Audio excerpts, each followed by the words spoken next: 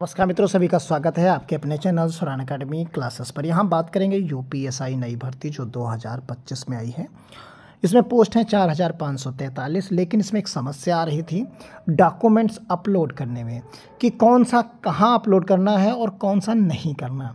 तो इसके लिए एक नया नोटिफिकेशन जारी कर दिया है शासन ने। तो आइए उस नोटिफिकेशन को देखते हैं कि जो 10वीं और स्नातक की डिग्री को लेकर जो असमंजस की स्थिति थी वो अब दूर कर दी गई है। देखिए ये नोटिफिकेशन है, इस नोटिफिकेशन को आप यहाँ पर देख सकते हैं। ये आज का ही 17 तारीख का यहाँ नोटिफिकेशन है। उत्तर प्रदेश पुलिस भर्ती एवं पदोन्नति बोर्ड की तरफ से उप निरीक्षक नागरिक पुलिस एवं समकक्ष पदों पर सीधी भर्ती के लिए।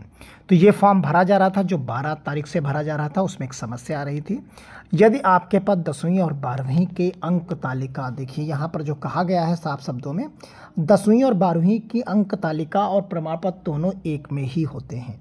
आप सभी लोग जानते हैं, चाहे कक्षा 10 का हो चाहे वो 12 का हो, इसमें 10वीं और 12वीं के जो है अंक पत्र, क्योंकि एक इसमें अंक पत्र होता है मार्कशीट जिसको आप कहते हैं, और एक होता है प्रमाण पत्र।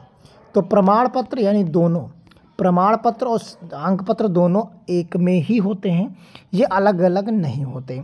तो इसी के संदर्भ में इन्होंने अपना एक निर्देश दिया है कि यदि अंक पत्र और प्रमाण पत्र अलग अलग हैं तो आवेदन पत्र में अंक तालिका और प्रमाण पत्र दोनों अपलोड करने होंगे। अगर अलग अलग हैं तो दोनों अपलोड करिए, और यदि आप में एक ही अभिलेख में अंक तालिका और प्रमाण पत्र दोनों शामिल हैं तो ऐसी दशा में आवेदन पत्र के अंक तालिका एवं प्रमाण पत्र के दोनों स्थानों में यही एक अभिलेख अपलोड कर देना है।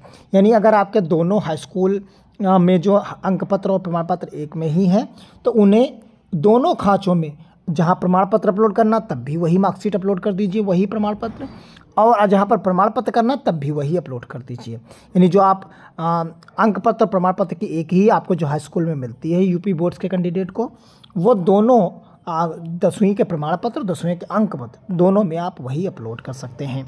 वही चीज़ स्नातक के बारे में बताई गई। स्नातक के टर्म्स में आप देख सकते हैं, यदि आपकी स्नातक की डिग्री जो होती है, उपाधि होती है, वो उपलब्ध नहीं है तो स्नातक की अंक तालिका अपलोड करना तो अनिवार्य ही है, वो तो आपके पास होगी ही। और साथ में उपाधि यानी डिग्री उपलब्ध नहीं है तो उसके लिए आप प्रोविजनल सर्टिफिकेट जो होता है 6 माह के लिए होता है, वो आप बनवा कर अपलोड कर दीजिए। उसकी जगह पर जब आपका जो है शारीरिक मानक परीक्षण होगा उस समय आपको स्नातक की डिग्री प्रस्तुत करना अनिवार्य होगा। अगर आपने नहीं किया तो आप बाहर हो सकते हैं। तो यानी स्नातक की डिग्री तब तक आप बनवा लेंगे, आपके पास समय होगा। फिलहाल आपको उसकी जगह पर प्रोविजनल सर्टिफिकेट अपलोड करना होगा। अब यहाँ पर आप देख सकते हैं साथ में ही एक चीज़ और दी गई है, महिला अभ्यर्थियों के लिए आरक्षण की बात की गई प्रमाण पत्र के लिए।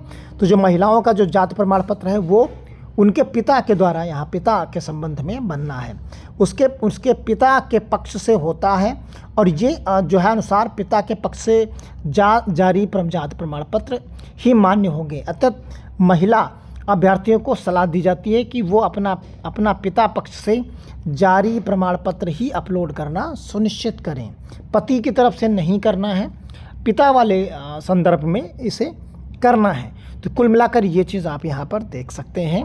और हम आपको दिखा दें यहाँ पर और एक चीज़ और है, जो जैसे ओबीसी का जो प्रमाण पत्र है, आप देख सकते हैं जो ओबीसी और या ईडब्ल्यूएस का प्रमाण पत्र है, जाति प्रमाण पत्र है, ये 1 अप्रैल 2025 के बाद का बना होना चाहिए। ये भी 1 अप्रैल 2025 के बाद का बना होना चाहिए। तो ये दोनों डेट्स आप ज़रूर याद रखिएगा। ओबीसी के लिए भी यही डेट है और यही डेट ईडब्ल्यूएस के लिए भी है, और फॉर्म की अंतिम तिथि से पहले ये बन जाना चाहिए। कुल मिलाकर तो यानी ये क्लियर कट है, और पिता के संदर्भ में जो है महिला का जाति प्रमाण पत्र होना चाहिए। अगर विवाहित है तब भी, अविवाहित है तब भी, क्लियर है। तो उम्मीद करते हैं चीज़ें आप समझ गए होंगे, अब कहाँ पर कौन सी डॉक्यूमेंट्स को अपलोड करना है। ज़्यादा से ज़्यादा लोगों को शेयर करिए। धन्यवाद। जय हिंद, जय